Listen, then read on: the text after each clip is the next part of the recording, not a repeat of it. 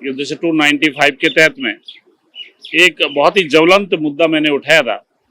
ये जैसे हिंदू विवाह अधिनियम के तहत में ये जैसे धारा 5 में तब्दील के लिए आजकल जो पूरे राजस्थान के अंदर एक जो ज्वलंत मुद्दा है, और वो मुद्दा है जैसे नाबालिग लड़कियों को घर से भागना और कुछ बालिग लड़कियों को भागना, और यहाँ तक कुछ विवाहित महिलाओं का भागना, जो बोलते हिंदू विवाह या जैसे अधिनियम के तहत उसमें धारा संशोधन 5 के अंदर हमारे को जैसे संशोधन करवाने की बोलना चाहिए अति आवश्यकता है।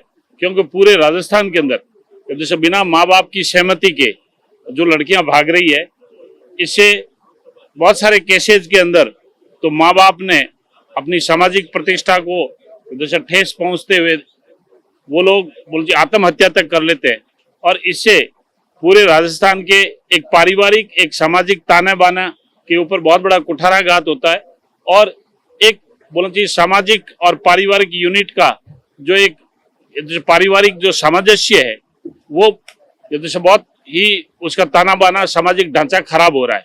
उसके तहत में हमने सदन के पटल पर यह बात रखी कि जो रोज लगातार घटनाएं बढ़ रही है, इन घटनाओं में बोलना चाहिए हिंदू विवाह अधिनियम 1955 की धारा 5 में उनका संशोधन करके कोई भी लड़की हो उनकी विवाह के अंदर सहमति में माता पिता की सहमति होना बहुत ही जरूरी है, और इसके साथ में बोलना चाहिए लड़के के माँ बाप की भी सहमति बहुत अति आवश्यक है, जिससे बोलना चाहिए पुलिस प्रशासन को भी एक बहुत बड़ी राहत मिलेगी। नहीं तो प्रत्येक थाने के अंदर प्रत्येक महीने में लगभग 20-25 बोलना चाहिए लड़के और लड़कियों का भागने का जो मुकदमा दर्ज होता है, उनकी बोलना चाहिए MPR दर्ज होती है, मिसिंग पर्सन की उनकी दर्ज होती है, और अमूमन आधे से ज्यादा थाना तो इन लड़के और लड़कियों को ढूंढने के अंदर ही ये जैसे अपना समय बर्बाद करते हैं और संसाधन बर्बाद करते हैं।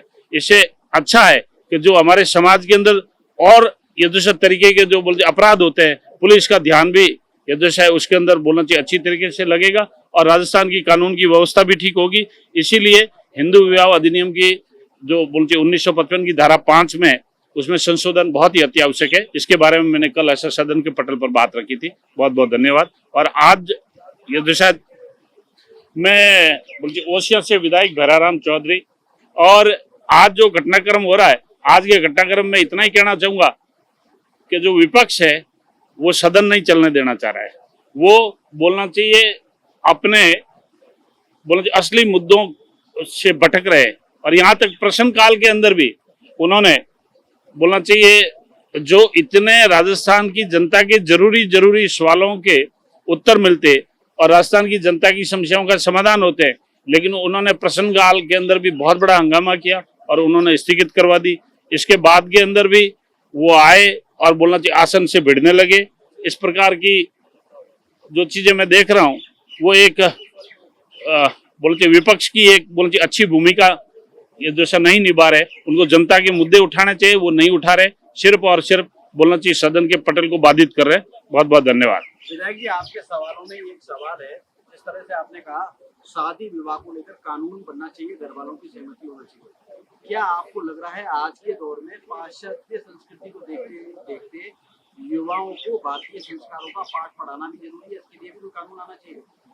देखिए, मैं आपसे एक चीज का निवेदन करूंगा कि हमारे जो भारतीय सभ्यता और संस्कृति है वो बहुत ही पुरानी और बहुत ही गौरवशाली बोलना चाहिए सभ्यता और संस्कृति है।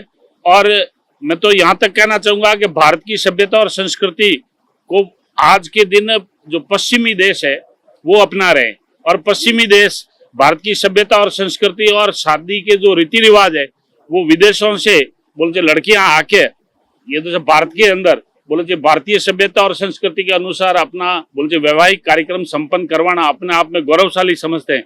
इसीलिए मैं समझ रहा हूँ कि भारतीय जो वैवाहिक प्रणाली है वो बहुत ही बोलना चाहिए अपनी एक बोलना चाहिए अनूठी और बोलना अभूतपूर्व है, और एक बहुत शालीनता वाली और बहुत सभ्यता और संस्कृति वाली ये जो हमारी संस्कृति है।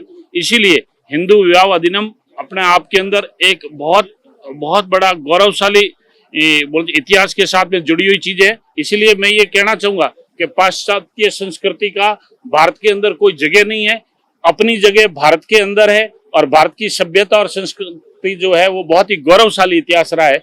इसलिए पाश्चात्य संस्कृति वाले तो अपनी भारतीय संस्कृति अपना रहे हैं। इसलिए मेरी इस बात के और आपके माध्यम से ये भी कहना चाहूंगा कि पश्चिमी संस्कृति छोड़ो और भारतीय सभ्यता और संस्कृति अपनाओ। मतलब ये माना जाए कि भारतीय संस्कारों का पाठ पढ़ाने के लिए कोई ना कोई सवाल आप विधानसभा में लगाओगे? बिल्कुल जरूर लगाएंगे, जब भी मौका मिलेगा आपकी बात को जरूर उठाऊंगा। बहुत बहुत धन्यवाद।